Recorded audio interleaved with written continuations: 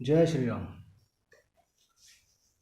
Class 11th NCERT biology chapter number 2 biological classification में अब तक पहली वीडियो में आपको 5 किंगडम सिस्टम के अकॉर्डिंग किंगडम मोनेरा कराया गया था, दूसरा प्रोटिस्टा कराया था और थर्ड जो था वो किंगडम फंजाई हुआ है। हमने बताया था लास्ट वीडियो में कि किंगडम एनिमेलिया और किंगडम प्लेंटी भी है, लेकिन किंगडम एनिमेलिया और किंगडम प्लेंटी दो अलग अलग चैप्टर और है, थर्ड और फोर्थ। तो उनकी डिटेल जब हम पढ़ लेंगे तो कॉमन चीज़ें तो हम ही लिख ही पाएंगे, इसलिए प्लेंटी और एनिमलिया को यहाँ स्किप करते हैं और थर्ड और फोर्थ में करेंगे। फिलहाल इस चैप्टर में जो बचा हुआ है वायरस, वायरॉइड्स, वेरियोन्स, ये सब बचे हुए हैं। ये देखते हैं क्या होते हैं। ये कुछ वायरस के डायग्राम हैं। वायरस को हम न्यूक्लियो प्रोटीन कहते हैं। सबसे पहली बात, न्यूक्लियो प्रोटीन क्यों? क्योंकि उसमें न्यूक्लिक एसिड जो आरएनए या डीएनए दोनों में से कोई एक ही होगा और साथ में उसके चारों तरफ एक प्रोटीन का कवच एनवलप होता है जो उस जेनेटिक मटेरियल को प्रोटेक्ट करता है। तो प्रोटीन और न्यूक्लिक एसिड का कॉम्बिनेशन हो गया न्यूक्लियो प्रोटीन, इसलिए वायरस को न्यूक्लियो प्रोटीन कहते हैं। दूसरी बात ये कि ये ओब्लिगेट पैरासाइट है। ओब्लिगेट पैरासाइट का मतलब पूरी तरह से पैरासाइट है, फ्री लिविंग नहीं है। जब ये किसी दूसरी ऑर्गेनिज्म के अंदर इन्फेक्ट करते हैं या इन्वेड करते हैं तो उसी की मशीनरी को ऑपरेट करके अपना मल्टीप्लाई करते हैं और नंबर बढ़ाते हैं। अगर ये किसी बॉडी से बाहर पड़े हुए हैं तो ये हजारों सालों तक ऐसे ही पड़े रहेंगे जैसे सैंड पार्टिकल होते हैं, तो इन्हें क्रिस्टलाइज भी इसीलिए वजह से कर सकते हैं। दूसरा ये कि वायरस को लिविंग और नॉन लिविंग के बीच की कड़ी मानते हैं।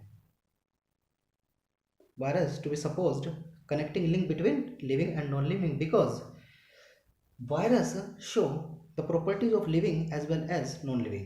लिविंग की प्रॉपर्टी वो शो करेगा, कौन कौन सी? मल्टीप्लाई करने की, रिप्रोड्यूस करने की, मेटाबॉलिज्म की, ये सब। लेकिन जब वो इनसाइड द बॉडी किसी के होगा, अगर वायरस बॉडी के बाहर है तो वो नॉन लिविंग की तरह से, रेत के पार्टिकल की तरह से पड़ा रहता है, कोई हलचल नहीं है।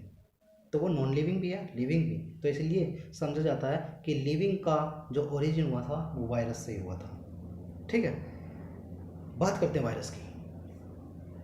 ये बैक्टीरियोफेज। बैक्टीरियोफेज का मतलब होता है PHAGE लगा हुआ है, SE नहीं है। फेज का मतलब स्टेप हो जाता है, कुछ लेवल हो जाते हैं, फेज SE आ जाता है, यहाँ PHAGE करा है। फेज का मतलब होता है वायरस, और जो उससे पहले वर्ड लगा होता है बैक्टीरियो या माइको या फाइको, जो भी है उसके अकॉर्डिंग उस पर अटैक करने वाला। तो ये बैक्टीरियोफेज है, तो इसका मतलब ऐसे वायरस जो बैक्टीरिया को अटैक करते हैं। ये बैक्टीरियोफेज का डायग्राम, इसमें एक हेक्सागोनल हेड दिख रहा है, ये लिख दिया हमने head.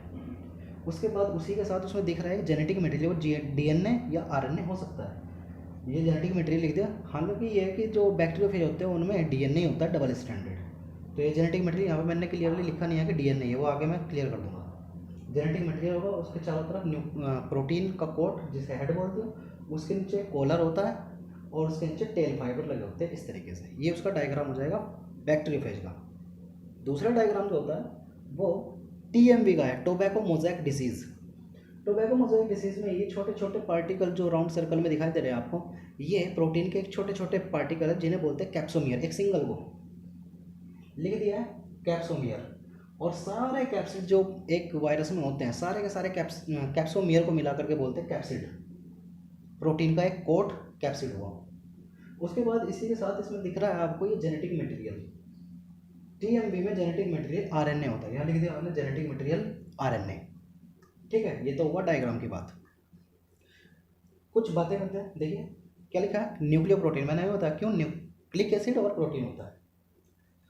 Not include in 5 kingdom system. जो आपको 5 किंगडम पढ़ाए हैं उसमें मोनेरा, प्रोटिस्टा, फंजाई, एनिमेलिया और प्लेंटी आए हैं, वायरस नहीं आया। तो वायरस को इस पर जगह नहीं मिली थी। तीसरी बात, connecting link between living and non living. Living और नॉन लिविंग के बीच की कड़ी समझा जाता है।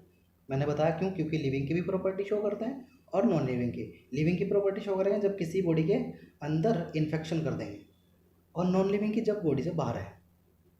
ओब्लिगेट पैरासाइट जब बाहर है तो कुछ नहीं करते, जब अंदर चले जाते हैं तो अपना मल्टीप्लाई शुरू कर देते हैं। इसका मतलब पूरी तरह से दूसरे ऑर्गेनिज्म पे डिपेंड करते हैं, तो पूरी तरह से पैरासाइट। लिखा हुआ है term virus was given by Pasteur. Pasteur ने ये टर्म दिया था वायरस।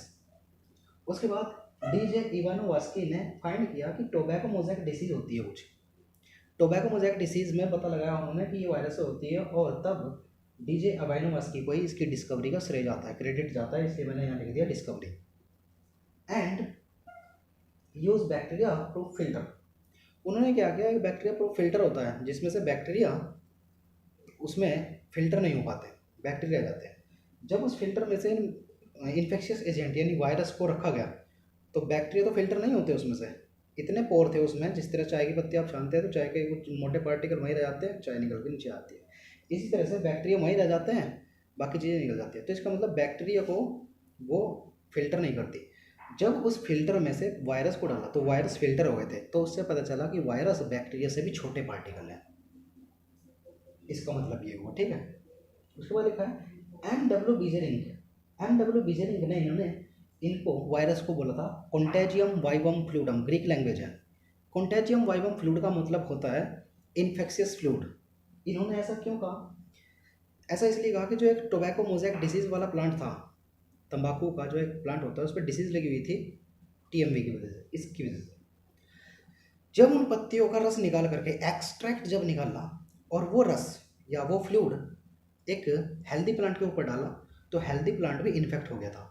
तो इसे एक क्या समझा कि एक फ्लूड है जो विनम जहर का काम करता है, तो इसलिए इसको वायरस को कॉन्टेजियम वाइवम फ्लूडम भी कह सकते हैं, जो इन्होंने कहा था M.W. बीजेरिंग ने। क्यों कहा था ये भी मैंने बताया उसके बाद। उसके बाद बात करते हैं W.M. स्टैनले। इन्होंने वायरस को क्रिस्टलाइज किया था। क्रिस्टलाइज का मतलब आप बोतल में भर के रेत के पार्टिकल डबलो क्रिस्टलाइज है, तो उन्होंने वायरस को क्रिस्टलाइज किया। वायरस में कंटेंट, वायरस में देखो मैंने अभी बताया डबल स्ट्रैंडेड, डीएस का मतलब डबल स्ट्रैंडेड और SS single stranded DNA. DNA भी हो सकता है और वो डीएनए डबल स्ट्रैंडेड का भी हो सकता है और सिंगल स्ट्रैंड का भी, या फिर उसके अंदर डबल स्ट्रैंडेड या single stranded RNA. RNA single strand का भी हो सकता है, डबल स्ट्रैंड का भी, कुछ भी हो सकता है, लेकिन कभी भी दोनों नहीं होंगे, या तो डीएनए होगा या आरएनए, दोनों कभी नहीं होंगे, not both. Plant infect virus, जो वायरस प्लांट को इन्फेक्ट करते हैं कंटेन्स आरएनए, उनके अंदर मेनली आरएनए ही होता है। एनिमल इन्फेक्टेड वायरस, जो वायरस एनिमल को इन्फेक्ट करते हैं उनमें डबल स्ट्रैंडेड या सिंगल स्ट्रैंडेड डीएनए हो सकता है, या फिर डबल स्ट्रैंडेड या सिंगल स्ट्रैंडेड आरएनए भी हो सकता है, जबकि प्लांट वाले वायरस के पास सिर्फ आरएनए था, इनमें आरएनए और डीएनए भी हो सकता है। बैक्टीरियोफेज, जो अभी बात करती है इसकी, बैक्टीरियोफेज ऐसे वायरस जो बैक्टीरिया को अटैक करते हैं उनके पास सिर्फ डबल स्ट्रैंडेड डीएनए होता है। Virus can cause disease in animals, animals में डिसीज करते हैं वायरस, जैसे मम्प्स है, स्मॉल पॉक्स है, हर्पीज है, इन्फ्लुएंजा है, एड्स है, हेपेटाइटिस है, और भी बहुत सारी डिसीज हो सकती है एक्सेट्रा। ये एनिमल में बीमारी करते हैं या डिसीज करते हैं वायरस। वायरस प्लांट में भी डिसीज कर सकते हैं। जब प्लांट में डिसीज होती है तो प्लांट में कौन कौन से सिम्टम्स आते हैं वो सिम्टम लिखे हुए हैं, तो सिम्टम लिखे हुए हैं यहाँ पे, cause disease in plant also, and symptom है मोज़ेक फॉर्मेशन। मोज़ेक फॉर्मेशन का मतलब क्या होता है, लीफ के ऊपर जो वीन्स होती है, जो नसें, जैसे हमारी नसें दिखती है आपको इस तरह से नसें दिखाई देती है ना वीन्स में, लीव्स में, उन वीन्स के बीच में स्पेस कम हो जाता है। करके दिखाते हैं आपको, जैसे नॉर्मल लीफ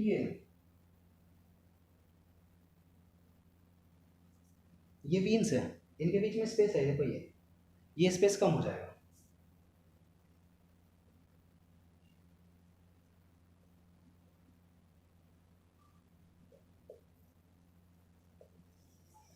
तो नॉर्मल फिजियोलॉजी नहीं हो पाएगी, जो लीव्स के अंदर फिजियोलॉजी या रिएक्शंस होती है प्लांट की इंपॉर्टेंट, वो रिएक्शन नहीं हो पाएगी, इसको बोलते हैं मोज़ेक फॉर्मेशन। तो जब प्लांट के ऊपर अटैक करता है कोई वायरस तो उसमें हो सकता है मोज़ेक फॉर्मेशन हो जाए।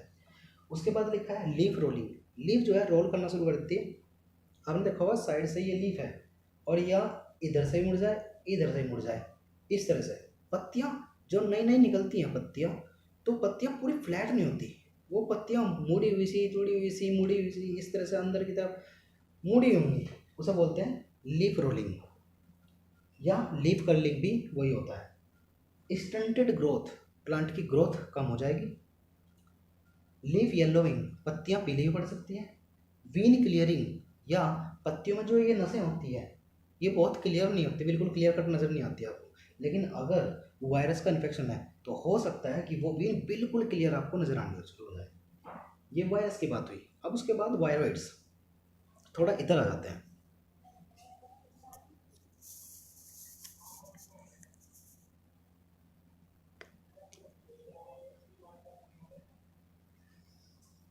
देखिए, उसके बाद लिखा है वायरॉइड्स।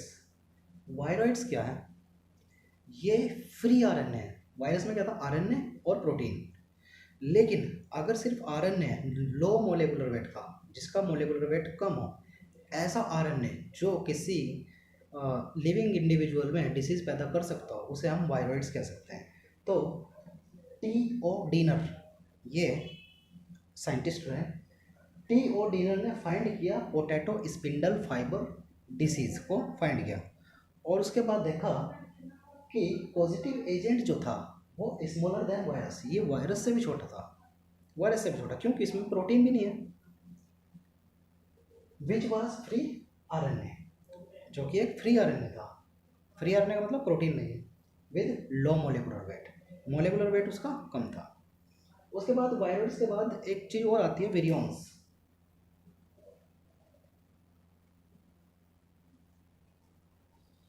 वायरस क्या है? जेनेटिक मटेरियल और प्रोटीन। सिर्फ जेनेटिक मटेरियल क्या है? वायरॉइड। और सिर्फ प्रोटीन क्या है? अगर कोई ऐसी प्रोटीन की स्ट्रक्चर है जो लिविंग थिंग्स की कैरेक्टरिस्टिक शो करती है या किसी लिंग में जाकर के डिसीज कॉज कर सकती है, ऐसी प्रोटीन को कह सकते हैं आप विरियॉन्स। तो वायरस प्रोटीन और nucleic acid, viroids only RNA, virions only protein. Clear है विरियॉन्स? उसके बाद हमने आपको बताया था लाइकेंस। लाइकेंस में एल्गी और फंजाई एक साथ रहते हैं। ये समझ लीजिए, ये फंजाई, ये एल्गी, दोनों का कॉम्बिनेशन हुआ। अब इस पूरे स्ट्रक्चर को बोला क्या? लाइकेंस। लाइकेंस में एक्चुअली क्या है? एक फंगल कंपोनेंट, एक एल्गल कंपोनेंट। एल्गी का कंपोनेंट है और फंजाई का कंपोनेंट है। तो जो फंजाई का कंपोनेंट होता है उसे बोलते हैं माइकोबायोन्ट, फंगल कंपोनेंट। और जो एल्गल कंपोनेंट होता है, एल्गी का जो कंपोनेंट होता है उसमें, उसे बोलते हैं फाइकोबायोन्ट। ये आपका सेकंड चैप्टर क्लियर होगा। अब नेक्स्ट वीडियो में हम थर्ड चैप्टर यानी कि प्लांट किंगडम शुरू करेंगे। जय श्री राम।